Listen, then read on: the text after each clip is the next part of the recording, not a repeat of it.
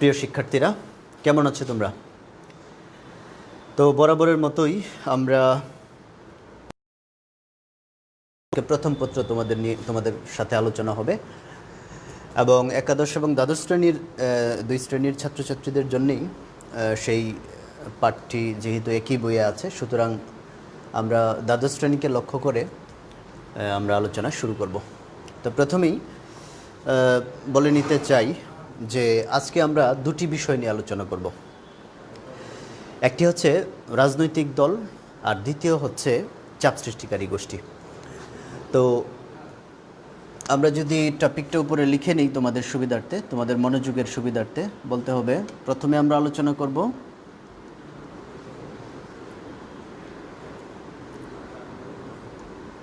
রাজনৈতিক দল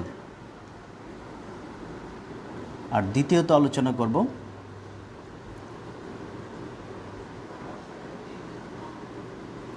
চাপ সৃষ্টিকারী গোষ্ঠী।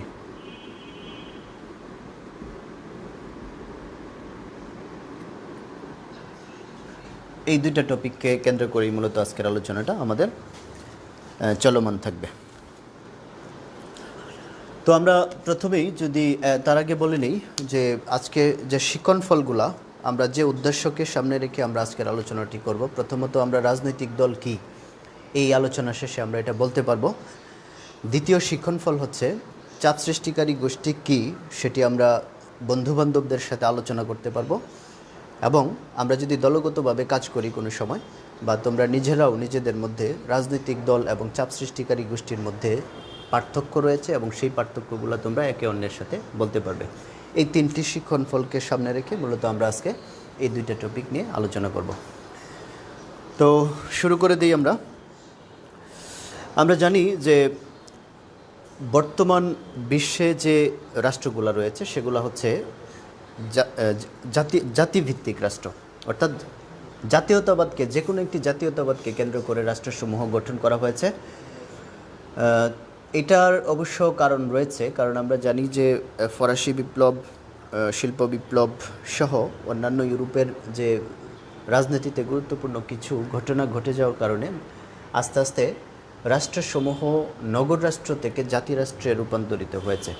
এক্ষেত্রে অবশ্য আমরা মেকিয়াভেলির নাম প্রথমে বলতে পারি। মেকিয়াভেলি জাতিরাষ্ট্রের স্রষ্টা এবং তিনিই জাতীয়তাবাদের প্রথম প্রবক্তা। এবং আমরা যে জাতিভিত্তিক রাষ্ট্রকে আধুনিক রাষ্ট্র বলি, সেই আধুনিক রাষ্ট্রের প্রবর্তকও কিন্তু মেকিয়াভেলি। তো মেকিয়াভেলি তিনি বিভিন্ন জাতীয়তাবাদকে কেন্দ্র করে যেহেতু বড় রাষ্ট্র গঠন করার দিকে তিনি পরামর্শ দিয়েছেন, তো এই জন্যই আমরা দেখি যে নগর রাষ্ট্র থেকে জাতি রাষ্ট্রের দিকে বিশ্বের রাষ্ট্রগুলোর একটা যাত্রা।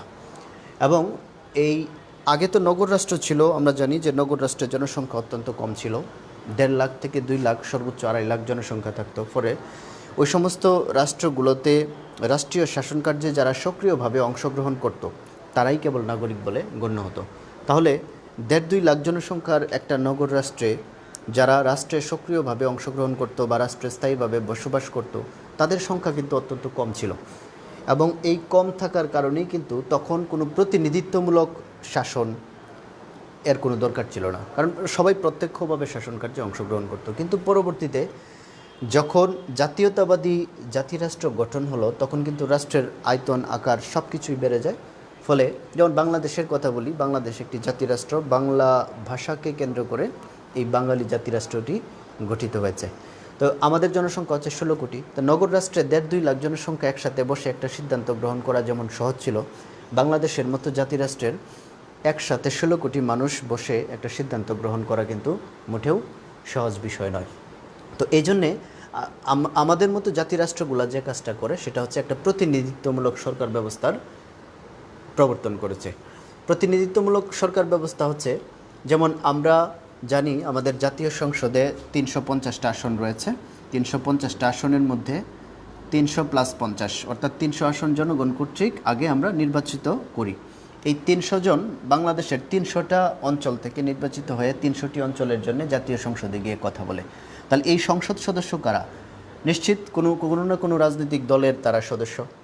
তো আমরা যারা জনগণ রয়েছি, জনগণ তাহলে আমরা নির্বাচন করি রাজনৈতিক দলকে,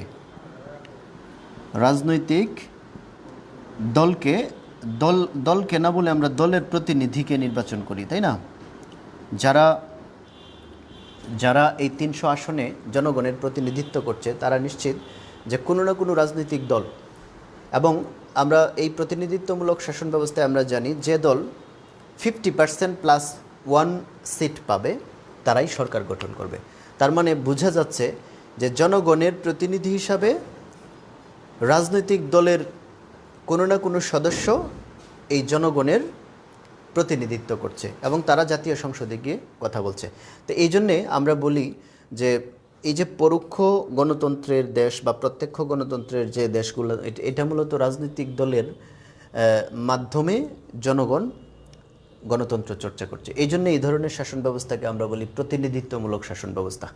তো এই প্রতিনিধিত্বমূলক শাসন ব্যবস্থা যেহেতু রয়েছে, কারা প্রতিনিধিত্ব করবে জনগণের? রাজনৈতিক দল। এই জন্যই বলা হয় রাজনৈতিক দল হচ্ছে প্রতিনিধিত্বমূলক গণতন্ত্রের প্রাণ। তো আমরা রাজনৈতিক দলের গুরুত্বটা বুঝে গেছি, সেটা হচ্ছে যে জনগণের প্রতিনিধিত্ব করা এবং বৃহৎ রাষ্ট্রগুলোর জনগণ যেখানে রাষ্ট্রীয় শাসন কার্যে সক্রিয়ভাবে অংশগ্রহণ করাটা দুরূহ হয়ে পড়ে, তখনই প্রতিনিধিত্বমূলক গণতান্ত্রিক ব্যবস্থার মধ্য দিয়ে মূলত রাষ্ট্র পরিচালনা করা সহজ হয়। এবং এই প্রতিনিধিত্বমূলক গণতন্ত্রটাই হচ্ছে গণতন্ত্রের মূল যে জায়গাটা, ভিত্তিটা হচ্ছে রাজনৈতিক দল। তো আমরা যদি প্রথমে আলোচনা করতে চাই যে রাজনৈতিক দলটি কি,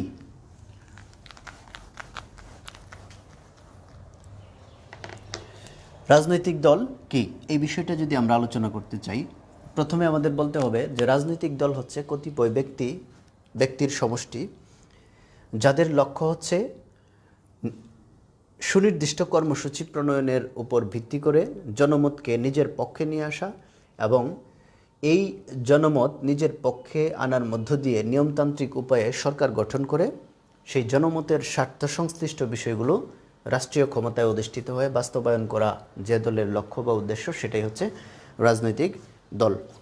যেমন জোসেফ এস শাম্পিটারের কথা জানি আমরা।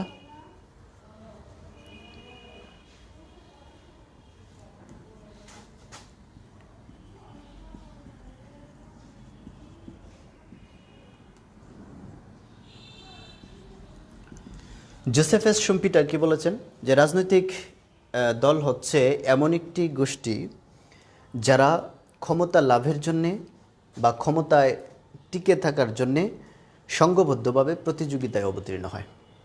আমি আবার বলছি, জোসেফ এস শাম্পিটার কি বলেছেন যে রাজনৈতিক দল হচ্ছে এমন একটি গোষ্ঠী যার সদস্যদের লক্ষ্য হচ্ছে ক্ষমতা অর্জনের জন্যে বা ক্ষমতায় টিকে থাকার জন্যে সংঘবদ্ধভাবে প্রতিযোগিতায় অবতীর্ণ হওয়া। তাহলে এখানে যেহেতু একটি কথা, ইম্পর্ট্যান্ট একটি কথা এখানে এসেছে, সেটি হচ্ছে সংঘবদ্ধভাবে প্রতিযোগিতায় অবতীর্ণ হওয়া। সেই প্রতিযোগিতাটা কি? এটা হচ্ছে অনেকটা ক্ষমতা লাভের জন্যে জনগণ, যেহেতু এখানে প্রধান নিয়ামক, গণতন্ত্রে ভোট দিবে জনগণ যাকে ম্যান্ডেট প্রদান করবে সেই সরকার গঠন করবে। তো এখানে কে কত জনসংখ্যাকে তার নিজের পক্ষে নিয়ে আসতে পারে, কারণ মেজরিটি যতক্ষণ পর্যন্ত তাকে সাপোর্ট না করছে ততক্ষণ পর্যন্ত কিন্তু নির্বাচনে সে জয়ী হতে পারছে না। এই জন্যে জনমতকে নিজের পক্ষে নিয়ে আসার জন্যে একটা নিয়মতান্ত্রিক প্রতিযোগিতার লক্ষ্য নিয়ে যে গোষ্ঠীটা গঠিত হয়, জোসেফ এস শাম্পিটার কিন্তু সেই গোষ্ঠীটাকে রাজনৈতিক দল বলেছেন।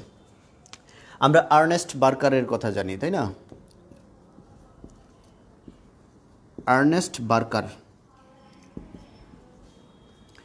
তো আর্নেস্ট বার্কারের সংজ্ঞাটা রাজনৈতিক দলকে বোঝার জন্যে খুবই গুরুত্বপূর্ণ এজন্যে, কারণ তিনি একটি বিশেষ দিককে তার এই সংজ্ঞায় তিনি ইনক্লুড করেছেন। যেমন তিনি বলেছেন, রাজনৈতিক দল হচ্ছে বিশেষ একটি মতাদর্শের দ্বারা পরিচালিত এমন একটি দল যারা জাতীয় স্বার্থের দ্বারা উদ্বুদ্ধ হয়ে জাতীয় স্বার্থের সাথে সংশ্লিষ্ট কর্মসূচি প্রণয়নের মধ্য দিয়ে নির্বাচক মণ্ডলীর সমর্থন লাভের চেষ্টা করে।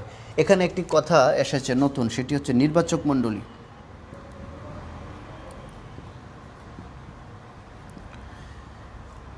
ইলেক্টোরেটস যাদেরকে আমরা বলি, অর্থাৎ নির্বাচক মণ্ডলী হচ্ছে যারা নির্বাচনে ভোটদানের ক্ষমতা রাখে তারাই হচ্ছে নির্বাচক মণ্ডলী। তাহলে নির্বাচক মণ্ডলী বললে আমরা বলতে পারি কারা ভোট দেয়?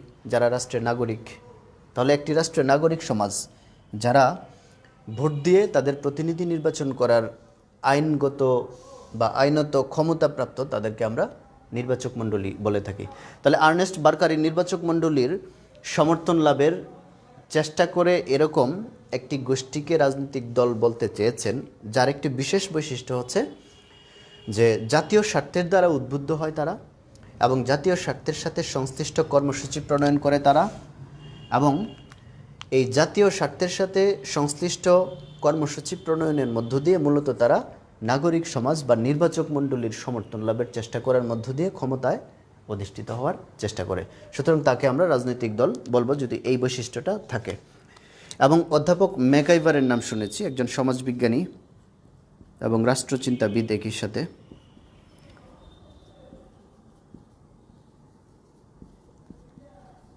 অধ্যাপক ম্যাকাইভার বলেছেন যে রাজনৈতিক দল হচ্ছে এমন একটি গোষ্ঠী যারা সুনির্দিষ্ট নীতির ভিত্তিতে ঐক্যবদ্ধ হয়ে তারা নিয়মতান্ত্রিক উপায়ে সরকার পরিচালনায় প্রয়াসী হয়। তো এখানে তার কথায় আরও একটি নতুন কথা এসেছে। তার যে সংজ্ঞাটি, অধ্যাপক ম্যাকাইভার যে সংজ্ঞাটি দিয়েছেন, তিনি বলছেন যে কতিপয় নীতির ভিত্তিতে একত্রিত জনসমাজকে তিনি রাজনৈতিক দল বলছেন। তো নীতিটা কি হতে পারে? যেমন আমরা যদি বর্তমান ক্ষমতাসীন দল আওয়ামী লীগের কথা বলি, তাদের নীতি কি? তাদের নীতি হচ্ছে কি? ধর্মনিরপেক্ষতা।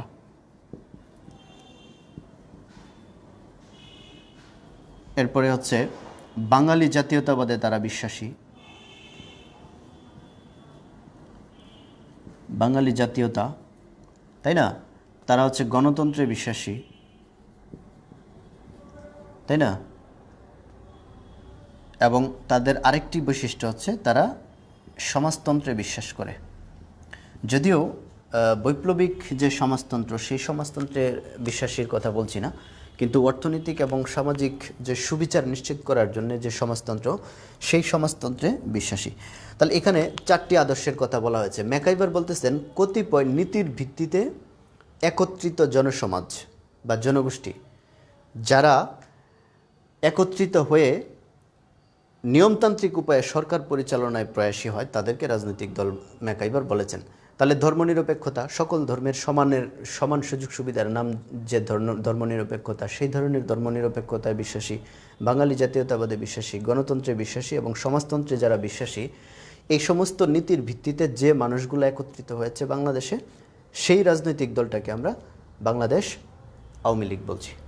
তাহলে ম্যাকাইভারের সংজ্ঞাটার মূল যে বিষয়টা হচ্ছে কতিপয় নীতির ভিত্তিতে, নীতি থাকতে হবে। একই রকম নীতি বা মতাদর্শ যদি না হয়, তাহলে কিন্তু একই রূপ বা একই দলের অন্তর্ভুক্ত কখনো হবে না। আমরা বন্ধুত্বের ক্ষেত্রেও আমরা দেখি যে দুজন ক্লাসের যে তোমাদের সহপাঠীদের সবার সাথে তো আর তোমাদের বন্ধুত্ব হবে না। তোমার নীতির সাথে বা আচরণগত বৈশিষ্ট্যের সাথে তোমার যে সহপাঠীর মিল আছে, তার সাথেই কিন্তু সবচেয়ে বেশি বন্ধুত্ব হবে। তাহলে রাজনৈতিক দলে এটাও তো এক ধরনের সংগঠিত জনসমাজ। তারা জাতীয় পর্যায়ে কাজ করে, জাতীয় নীতির ভিত্তিতে ঐক্যবদ্ধ হয়। তাহলে জাতীয় নীতির সাথে সংশ্লিষ্ট যে নীতিগুলার সে বিশ্বাস করছে, যে নীতিগুলাতে, সেই নীতির সাথে সংশ্লিষ্ট অন্যান্য ব্যক্তিবর্গকে নিয়ে যে দলটা গঠিত হবে, সেটাই হচ্ছে রাজনৈতিক দল। তাহলে আমরা এক কথায় যদি বলতে চাই, তাহলে রাজনৈতিক দলটা কি? রাজনৈতিক দল হচ্ছে এমন একটি দল, এমন একটি গোষ্ঠী যারা কতিপয় নীতির ভিত্তিতে একত্রিত হয়ে জাতীয় স্বার্থের সাথে সংশ্লিষ্ট কর্মসূচি প্রণয়নের মধ্য দিয়ে নির্বাচক মণ্ডলীর সমর্থন লাভের চেষ্টা করে, এবং সেই সমর্থন নির্বাচনের মধ্য দিয়ে আদায়ের মাধ্যমে তারা ক্ষমতায় অধিষ্ঠিত হয়ে তাদের নিজের উদ্দেশ্য এবং আদর্শগুলো রাষ্ট্রীয় পর্যায়ে বাস্তবায়নের চেষ্টা করে। এই সমস্ত সংগঠিত জনসমষ্টিকে আমরা সাধারণত রাজনৈতিক দল বলবো। তাহলে আমরা এক কথায় যদি আমরা বলি রাজনৈতিক দলের তাহলে কি কি বৈশিষ্ট্য রয়েছে, খুবই সংক্ষেপে যদি আলোচনা করি, প্রথমে বলতে হবে রাজনৈতিক দল হচ্ছে একটি রাজনৈতিক সমাজ, তাই না? এটি হচ্ছে একটি রাজনৈতিক সংগঠন। রাজনৈতিক দল, এখানে রাজনৈতিক কথাটি আছে, যেহেতু তারা নির্বাচক মণ্ডলীর সমর্থন লাভের মধ্য দিয়ে ক্ষমতায় অধিষ্ঠিত হওয়ার চেষ্টা করে, এই জন্য এই ধরনের সংগঠনকে আমরা ক্ষমতার সাথে সংশ্লিষ্ট, যেহেতু এই জন্য আমরা তাদেরকে রাজনৈতিক দল বলবো। কোনো অরাজনৈতিক সংগঠন কিন্তু রাজনৈতিক দল হবে না।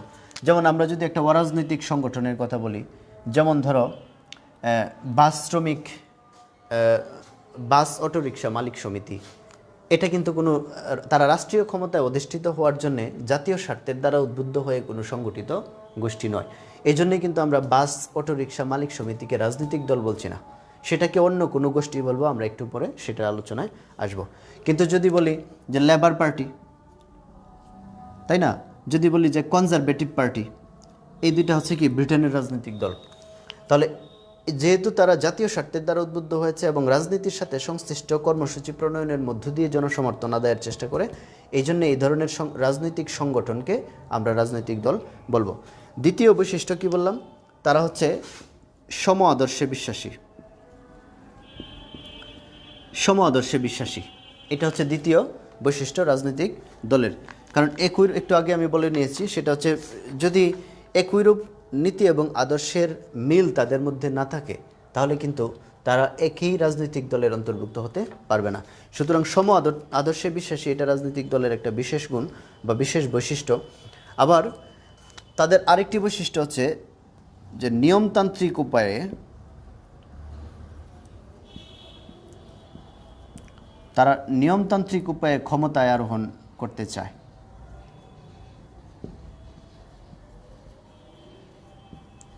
তারা নিয়মতান্ত্রিক উপায়ে ক্ষমতায় আরোহণ করতে চায়। আমরা জানি যে রাজনৈতিক দল কোনো সন্ত্রাসী গোষ্ঠী নয়। কেন? কারণ তারা সবসময় একটা নিয়মতান্ত্রিক উপায়ে ইলেকশনের মধ্য দিয়ে ক্ষমতায় আরোহিত হওয়ার চেষ্টা করে। কিভাবে নিয়মতান্ত্রিক উপায়ে? কারণ আমরা যখনই ইলেকশন আসে, আমরা জানি বাংলাদেশে কোনো রাজনৈতিক দল যখন 5 বছর ক্ষমতায় থাকবে, 5 বছর পরে সে একটা ইলেকশনের আয়োজন করে, যদি ইলেকশনে পরাজিত হয় তাহলে পরবর্তীতে যে দলটা বিজয়ী হয়েছে সেই দলের কাছে নিয়মতান্ত্রিক উপায়ে ক্ষমতা হস্তান্তর করে সে তার যে 5 বছর পূর্ণ করে সে এখান থেকে চলে যাবে। তো এটা বলছি এই জন্যে যে আমরা যেমন রাজতান্ত্রিক শাসন ব্যবস্থায় দেখি, বা মুঘল শাসন, বা বাংলায় যে শাসন ব্যবস্থা, জমিদারি শাসন ব্যবস্থা দেখেছি, সেখানে কিন্তু কোনো রাজনৈতিক দলও ছিল না। এবং যে সমস্ত দলগুলো ছিল তারা কি করত, যে একটা রাজবংশকে হত্যা করে বা ক্ষমতাচ্যুত করে বিপ্লবের মধ্য দিয়ে তারা ক্ষমতায় আরোহণ হওয়ার চেষ্টা করত। কিন্তু রাজনৈতিক দল কিন্তু কোনো এখানে রক্তারক্তির মধ্য দিয়ে বা কাউকে হত্যা করে বা কোনো ষড়যন্ত্র করে ক্ষমতায় আরোহণ হওয়ার জন্য কোনো গোষ্ঠী নয়। এটা হচ্ছে সম্পূর্ণ সাংবিধানিক উপায়ে যেভাবে ক্ষমতা গ্রহণ করার কথা বলা হয়েছে, সেই সাংবিধানিক বা নিয়মতান্ত্রিক উপায়ে ক্ষমতায় আরোহণে বিশ্বাসী হচ্ছে সেই রাজনৈতিক দল। এবং আরেকটি বৈশিষ্ট্য হচ্ছে রাজনৈতিক দল সবসময় জনমতকে প্রাধান্য দেয়। কেননা কারণ রাজনৈতিক দলের কর্মসূচিটাই তো প্রণয়ন করে জাতীয় স্বার্থের সাথে সংশ্লিষ্ট ইস্যুগুলোকে কেন্দ্র করে।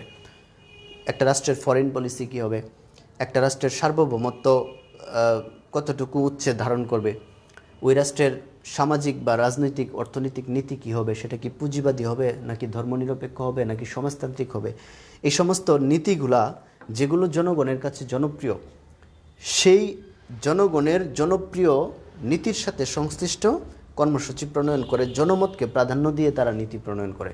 এই জন্যেই কিন্তু জনগণ দেখে যে আমার নীতির সাথে বা জনগণের নীতির সাথে সামঞ্জস্যপূর্ণ নীতি প্রণয়ন করছে কোন দল, সেই দলকে কিন্তু ভোট দিয়ে থাকে।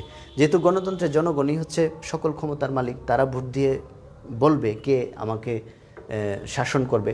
এই জন্যে আমরা বলতে চাই যে এখানে গণতান্ত্রিক শাসন ব্যবস্থায় জনমতই হচ্ছে সবচেয়ে পাওয়ারফুল একটা জিনিস। আমরা জানি যে একটা কথা আছে, ballot is more powerful than bullet. বুলেটের চেয়েও শক্তিশালী যে বিষয়টা রয়েছে একটা রাষ্ট্রে, গণতান্ত্রিক রাষ্ট্রে, সেটা হচ্ছে ব্যালট।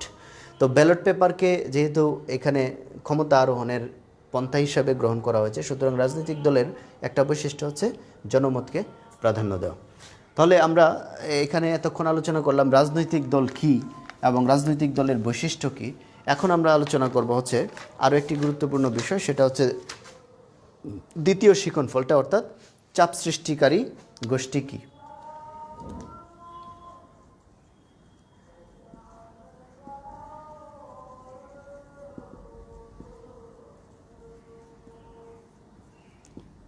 চাপ সৃষ্টিকারী গোষ্ঠী। এটা আমরা ইংরেজিতে যদি বলি, আমরা এটাকে বলি লবিস্ট বা লবি গ্রুপ, অথবা আমরা এটাকে ইন্টারেস্ট গ্রুপ নামে ডাকতে পারি। অবশ্য এই যে লবি গ্রুপ কথাটা, দুটা কথা মনে রাখলেই হচ্ছে এই চাপ সৃষ্টিকারী গোষ্ঠী কি সেটা বোঝা যায়। একটা হচ্ছে এটাকে আমরা বলছি লবি গ্রুপ। আমরা লবি শব্দটা তোমাদের অপরিচিত মনে হতে পারে, ইংরেজিতে তোমরা একটু ডিকশনারিতে সার্চ দিও, লবি গ্রুপ। আরেকটা হচ্ছে ইন্টারেস্ট গ্রুপ। লবি মানে কি? লবির যে বাংলা একাডেমিতে যে শব্দটির যে ব্যাখ্যা দেওয়া হয়েছে সেখানে বলা হয়েছে যে লবি গ্রুপ হচ্ছে এমন একটা গোষ্ঠী যারা আইন প্রণেতাদের প্রভাবিত করার মধ্য দিয়ে নিজেদের অনুকূলে আইন প্রণয়নের জন্য কি অপ্রকাশ্যভাবে চাপ সৃষ্টি করার চেষ্টা করে। তাহলে লবি গ্রুপ তোমরা কি নিশ্চয়ই বুঝতে পেরেছ। আর ইন্টারেস্ট গ্রুপ মানে কি? স্বার্থান্বেষী গোষ্ঠী। যখন একটা গোষ্ঠী নিজের স্বার্থকে ইমপ্লিমেন্ট করার জন্যে বা কার্যকরী করার জন্যে চাপ প্রয়োগ করার চেষ্টা করে, তখন এই ধরনের ইন্টারেস্ট গ্রুপকে বা স্বার্থান্বেষী গোষ্ঠীকে আমরা চাপ সৃষ্টিকারী গোষ্ঠী বলবো। তো এই দুটা শব্দই অবশ্য ব্যবহার করেছেন দুজন বিশিষ্ট রাষ্ট্রবিজ্ঞানী। একজন হচ্ছেন S.E. ফাইনার, এই শব্দটি ব্যবহার করেছেন। আর ইন্টারেস্ট গ্রুপ শব্দটি ব্যবহার করেছেন H. জিগলার।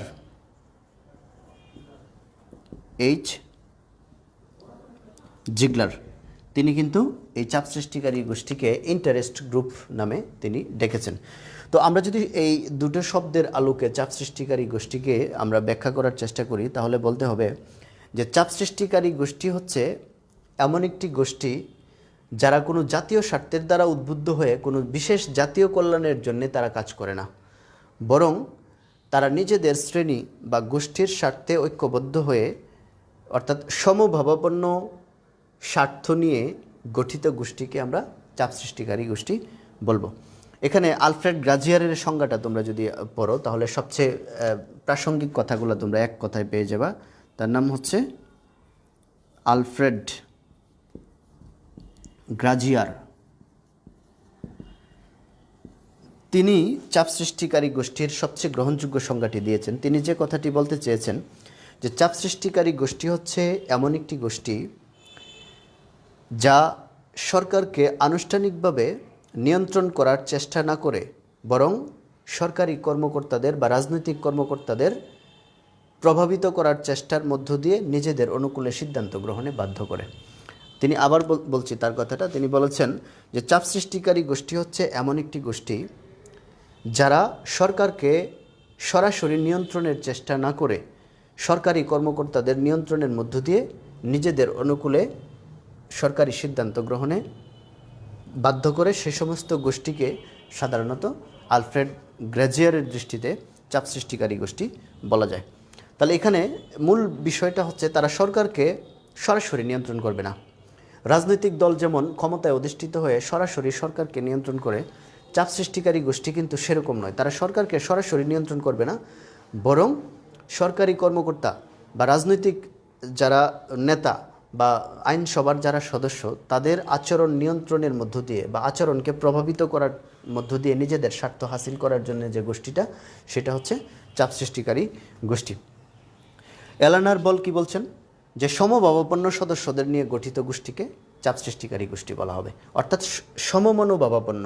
এই কথাটা এখানে ইম্পর্ট্যান্ট। সুতরাং আমরা বুঝতেই পেরেছি যে চাপ সৃষ্টিকারী গোষ্ঠী আর রাজনৈতিক দল দুটা ভিন্ন জিনিস।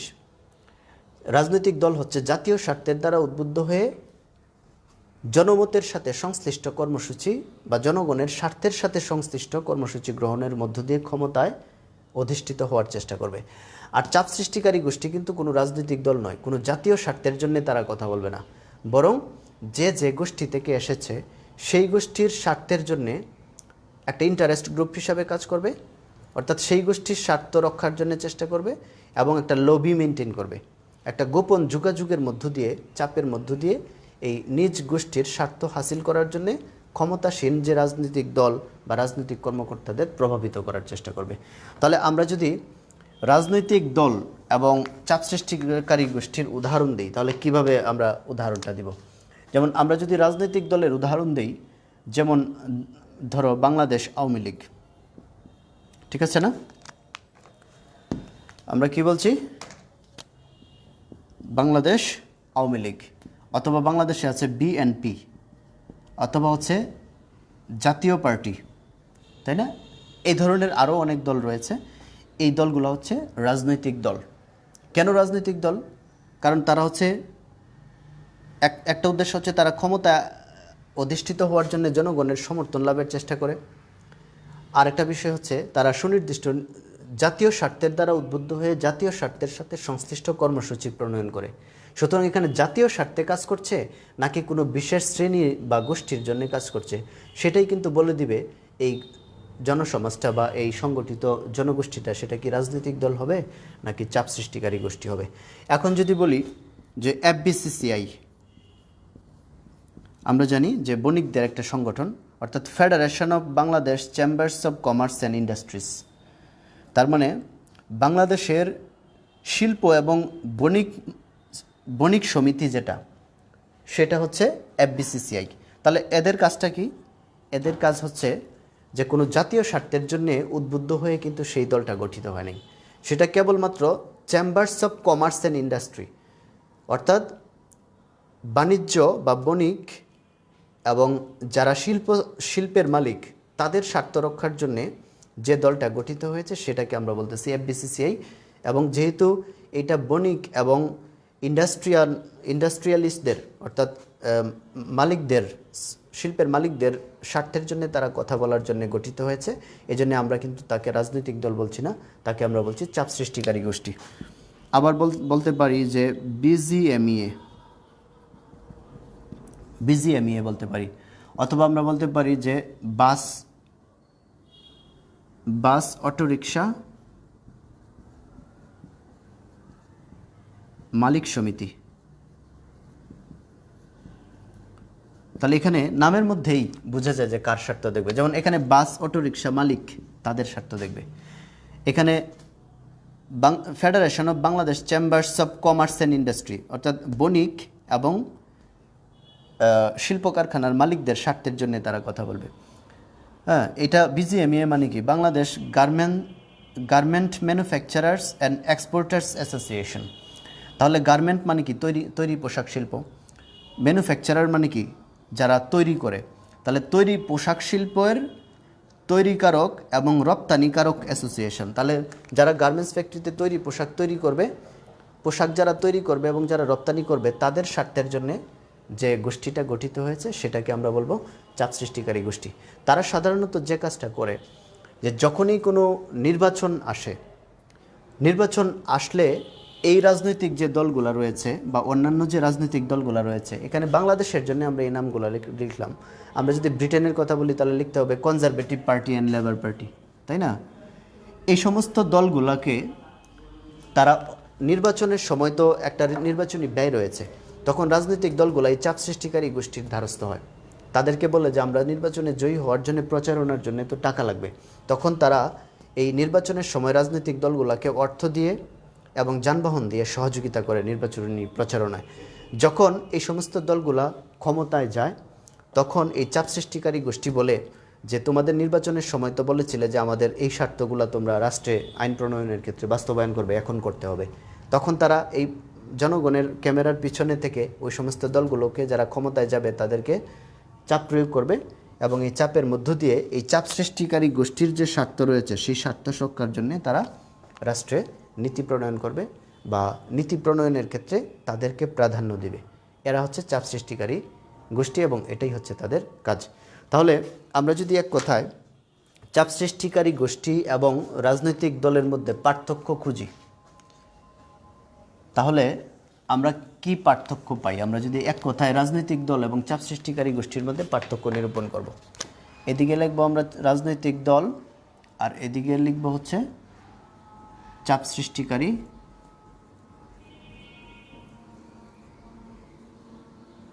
গোষ্ঠী। এই দুটোর মধ্যে আমরা পার্থক্য নিরূপণ করব যে রাজনৈতিক দল এবং চাপ সৃষ্টিকারী গোষ্ঠীর মধ্যে পার্থক্যটা কী। প্রথমেই বলতে হবে যে জাতীয় কল্যাণের ইস্যু, রাজনৈতিক দল সবসময় জাতীয় কল্যাণের কথা ভাবে এবং জাতীয় স্বার্থের সাথে সংশ্লিষ্ট কর্মসূচি তারা প্রণয়ন করে। কিন্তু এখানে যদি আমরা চাপ সৃষ্টিকারী গোষ্ঠীর কথা বলি তাহলে কিন্তু তারা জাতীয় কল্যাণের কথা চিন্তা করে না, তারা কেবলমাত্র তাদের গোষ্ঠীর কল্যাণের কথা চিন্তা করে। গোষ্ঠীর কল্যাণ বা তারা যে শ্রেণীর স্বার্থ রক্ষার জন্য এসেছে সেই শ্রেণীর স্বার্থ রক্ষার জন্য চেষ্টা করে, শ্রেণীর স্বার্থ সংরক্ষণ করার চেষ্টা করে। এটা হচ্ছে একটা পার্থক্য। রাজনৈতিক দল জাতীয় স্বার্থের দ্বারা উদ্বুদ্ধ হয়ে জাতীয় কল্যাণের জন্য কাজ করে, আর চাপ সৃষ্টিকারী গোষ্ঠী তারা যে গোষ্ঠীর স্বার্থ রক্ষার জন্যে এই গোষ্ঠীটা গঠন করেছে সেই শ্রেণী বা গোষ্ঠীর কল্যাণের জন্যে বা স্বার্থের জন্যে কাজ করে। দ্বিতীয় পার্থক্য হচ্ছে সাংগঠনিক পার্থক্য রয়েছে। যেমন সাংগঠনিকভাবে রাজনৈতিক দল হচ্ছে যথেষ্ট সবল বা আমরা বলতে পারি যে সুসংগঠিত। রাজনৈতিক দলটা হচ্ছে কি যে অত্যন্ত সুসংগঠিত এবং সুসংহত সবল একটা গোষ্ঠী বা দল। কিন্তু চাপ সৃষ্টিকারী গোষ্ঠী কিন্তু, যেমন আমরা যদি এখানে বলি যে বাংলাদেশ আওয়ামী লীগ, এটা যতটুকু রাষ্ট্রে প্রভাব বিস্তার করতে পারবে, বাস শ্রমিক মালিক, বাস অটোরিকশা মালিক সমিতি কিন্তু সেই পরিমাণ প্রভাব বিস্তার করতে পারবে না, বা তারা যেমন জাতীয়ভাবে একটা কর্মসূচি বাস্তবায়ন করতে পারবে, এটা কিন্তু সেভাবে জাতীয়ভাবে কর্মসূচি প্রণয়ন করে বাস্তবায়ন করতে পারবে না। যেহেতু বাস অটোরিকশা মালিক সমিতি, সুতরাং মালিকরা শুধু কথা শুনবে, এখানে শ্রমিকরা এখানে আসবে না, বা এখানে শিক্ষক শ্রেণী, ছাত্র শ্রেণী, কৃষক শ্রেণী এখানে কিন্তু তাদের কর্মসূচির দ্বারা সাড়া দিবে না। তাহলে এই ক্ষেত্রে আমরা বলতে পারি যে রাজনৈতিক দল হচ্ছে একটি সুসংগঠিত দল যারা অত্যন্ত সবল এবং সুসংগঠিত, আর চাপ সৃষ্টিকারী গোষ্ঠী রাজনৈতিক দল অপেক্ষাকৃত দুর্বল থাকে। তারাও সংগঠিত থাকে, তবে রাজনৈতিক দলের মতো এত সুসংগঠিত নয়। তাদের মধ্যে লক্ষ্য এবং উদ্দেশ্যগত পার্থক্য রয়েছে। যেমন রাজনৈতিক দলের লক্ষ্য হচ্ছে ক্ষমতায় যাওয়া, ক্ষমতায় আরোহণ,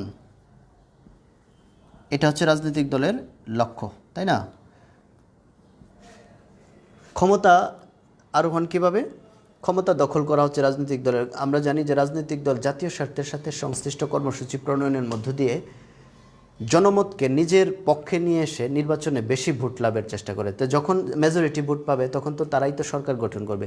তখন এর জন্য আমরা বলি যে রাজনৈতিক দলের চূড়ান্ত লক্ষ্য হচ্ছে ক্ষমতায় অধিষ্ঠিত হয়ে তাদের নীতি এবং আদর্শগুলো রাষ্ট্রে বাস্তবায়ন করা। অন্যদিকে লক্ষ্য এবং উদ্দেশ্যের দিক থেকে চাপ সৃষ্টিকারী গোষ্ঠী কিন্তু এখানে সরকারি সিদ্ধান্তকে নিজের অনুকূলে আনার জন্য তারা মূলত কাজ করে। অর্থাৎ এখানে সরকারি যে সিদ্ধান্ত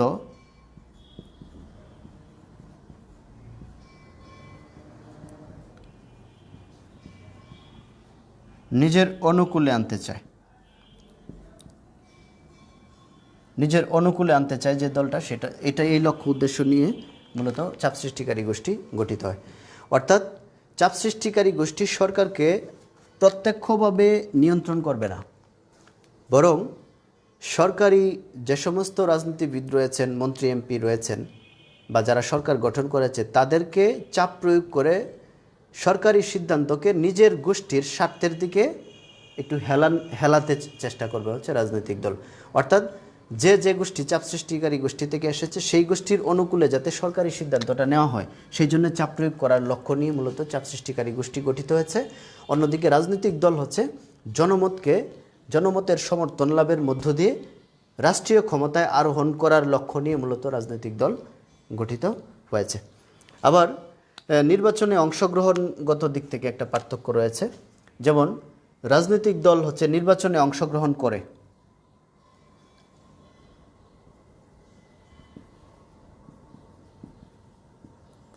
নির্বাচনে এখানে আমরা বলে দিই যে নির্বাচন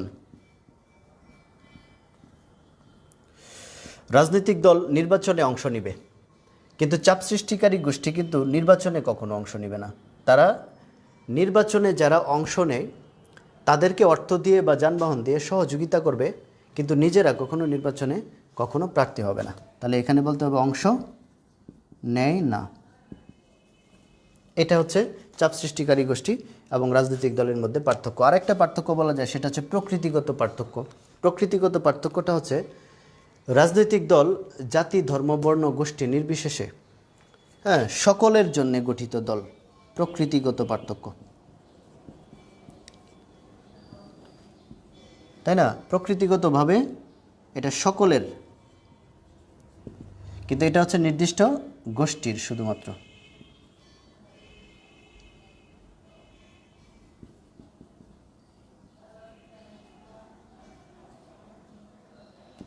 একটা নির্দিষ্ট গোষ্ঠী কেন্দ্রিক তাদের কার্যক্রম সাধারণত পরিচালিত হয়ে থাকে।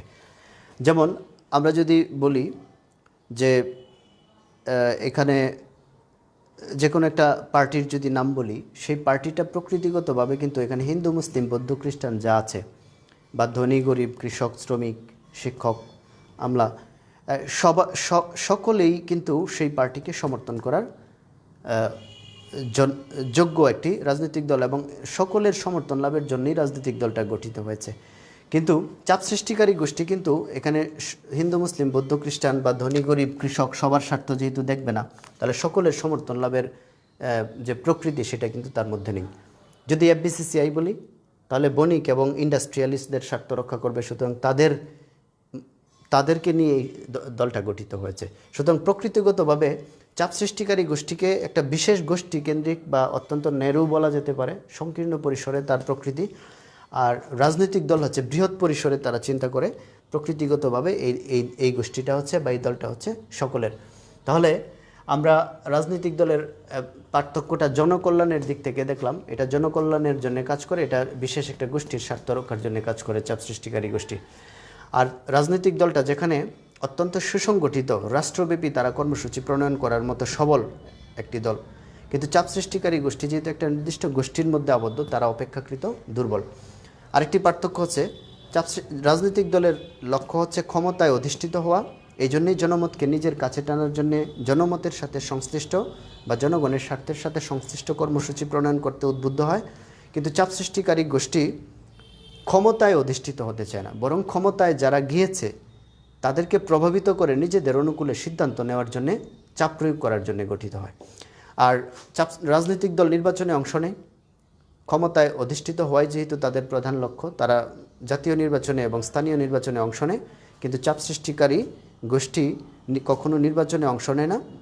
নির্বাচনের সময় রাজনৈতিক দলকে অর্থ দিয়ে এবং যানবাহন দিয়ে সহযোগিতা করে, যাতে পরবর্তীতে তাদের স্বার্থ রক্ষার জন্য তাদেরকে চাপ প্রয়োগ করতে পারে। এই জন্য তারা নির্বাচনে অংশ না নিয়ে বরং রাজনৈতিক দলকে সহযোগিতা করে যানবাহন দিয়ে এবং অর্থ দিয়ে।